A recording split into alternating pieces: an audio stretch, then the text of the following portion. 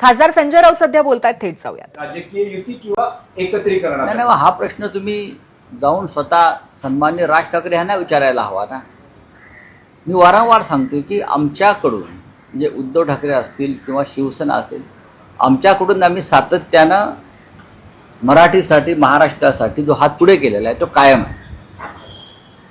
मराठी माणसाच्या मनातल्या ज्या भावना आहेत किंवा जो संताप आहे,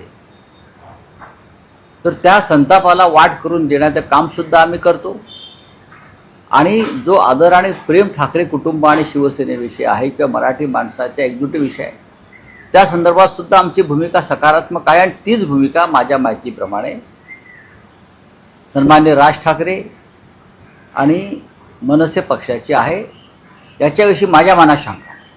कार्यकर्त्यांचा उत्साह मी पाहतो दोन्ही बाजूचे तळागाळाचे कार्यकर्ते हे गेल्या काही दिवसापासून एकत्र काम करतायत, एकत्र आंदोलनं करतायत, एकत्र संघर्ष करतायत, आनंदाच्या क्षणी एकत्र येत आहेत. हे चित्र महाराष्ट्रामध्ये फार दुर्मिळ होतं कालपर्यंत. ते आज जर दिसत असेल तर त्यात मिठाचा खडा टाकण्याचं काम कोणी करू नये. तर दोन भाऊ राजकीय दृष्ट्या एकत्र आले तर अशा वेळेस महाआघाडीचं, महाविकास आघाडीचं अस्तित्व काय असेल? कारण काँग्रेसनं आतापासूनच स्वबळाची चाचपणी सुरू केली आहे आणि काँग्रेस मराठीच्या विजयोत्सवातही त्या मेळाव्यापासून दूर राहील. काँग्रेसचं महाराष्ट्र प्रदेश काँग्रेस हे मराठीच्या प्रश्नापासून दूर जाणार आहे का? हा आमचा एक साधा प्रश्न सगळ्यांना असतो. किंवा राष्ट्रवादी काँग्रेस पक्ष आहे, डावे पक्ष आहेत. आपण महाराष्ट्रात राहतो, आपली मातृभाषा मराठी आहे. आपल्या महाराष्ट्रावर बाह्य भाषेचं आक्रमण होऊ नये यासाठी या महाराष्ट्र काँग्रेसचे सगळे मराठी नेते आमच्याबरोबरच राहणार ना आंदोलनामध्ये, किंवा आहेतच ते. त्याच्यामुळे ती चिंता इतर कोणी करण्याची गरज नाही.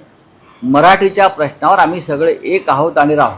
विजयोत्सवात काँग्रेसच्या राज्यातल्या नेत्यांना या विजयोत्सवापासून दूर राहा अशा सूचना त्यांच्या केंद्रीय पक्षश्रेष्ठींनी दिल्या होत्या. त्यामुळे या मेळाव्यात माझ्याकडे नाही, तुमच्याकडे त्या संदर्भात अध्यादेश त्यांचा आला असेल काँग्रेस पक्षाचा दिल्लीतून. आमच्याकडे तसा आदेश पोचला नाही. आमची काँग्रेस पक्षाच्या वरिष्ठ नेत्यांशी सविस्तर चर्चा झाली. त्यांच्या काही अडचणी होत्या, दिल्लीत बैठका होत्या, प्रमुख नेते कोणी तिथे उपस्थित महाराष्ट्रात नव्हते. एवढा पुरतंच आमच्याकडे माहिती आहे. नरेंद्र जाधव समिती आहे ती रद्द करावी, मागे घ्यावी अशासाठी आता कृती समितीने धरणं आंदोलन सुरू नाही बघा, असं आहे की आमच्या दृष्टीनं हा विषय आता मार्गी लागले.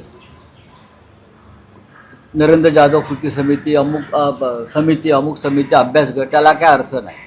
महाराष्ट्राच्या जनतेनं ठरवलेलं आहे. कोणत्याही प्रकारचा अहवाल या संदर्भातली काय समिती ही आम्ही मान्य करणार नाही. जनतेची एकजूट काय आहे त्या दिवशी आपण पाहिलं. तर हा समिती आता निरर्थक आहे. सरकार कोणते असो येऊ यापुढे असा कोणताही अहवाल हा सरकारला स्वीकारता येणार नाही. नरेंद्र जाधव हे सुद्धा एक मराठी भाषिक विद्वानग्रस्त आहेत, अर्थतज्ञ आहेत. त्यांनाही मराठीबाबत संवेदना असणारच ना. आज सामना संपादकीयमध्ये देवेंद्र फडणवीसांवर त्यांनी जी प्रतिक्रिया व्यक्त केली होती या मेळाव्यावर, रुदाली असं म्हटलं होतं ठाकरे बंधूंची भाषणं म्हणजे, तर त्यावर आज सविस्तर भूमिका सामना संपादकीयमध्ये मांडण्यात आली. त्यांनी मराठी भाषेच्या आंदोलनाला रडगाणं म्हटलंय.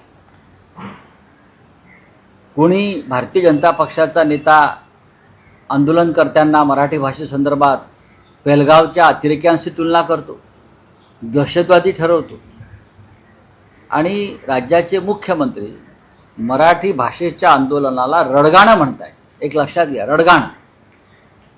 पण हे रडगाणं जेव्हा वाढत जातं तेव्हा त्यातून क्रांतीची ठिणगी पडते.